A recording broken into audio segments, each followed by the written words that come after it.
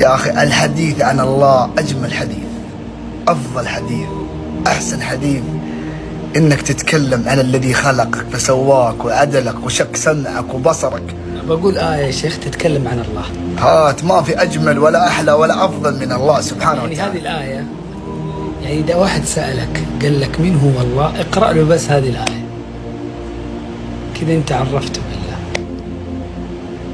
وأعظم شيء تعرف فيه شخص الله سبحانه وتعالى. سبحانه. ليش؟ لأنك تعرفه بأعظم شيء في القلب. يقول القلب مكان مقدس فإذا امتلئ بغير الله تنجس. الله، عيدها بالله.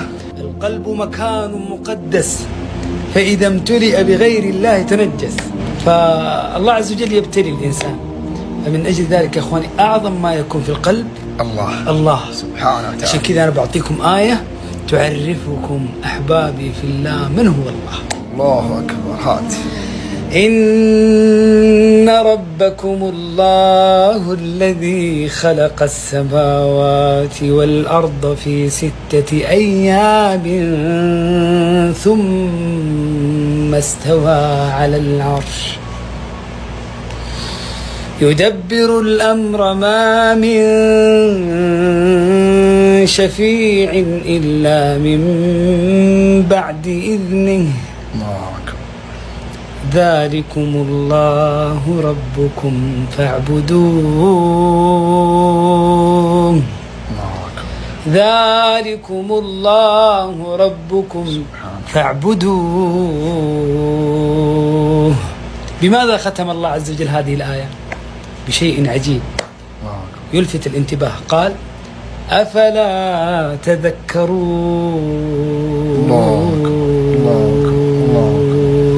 انتم ما تتذكرون ان الله عز وجل عظيم؟ لخلق السماوات والأرض أكبر من خلق الناس. بماذا ختم الله عز وجل آية؟ ولكن أكثر الناس لا يعلمون. يا الله.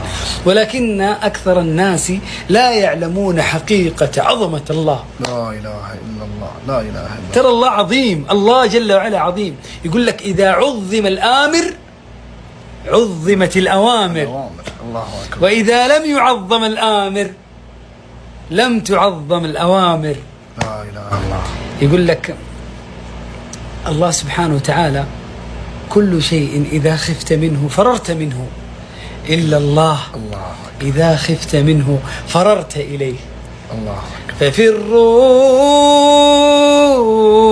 إلى الله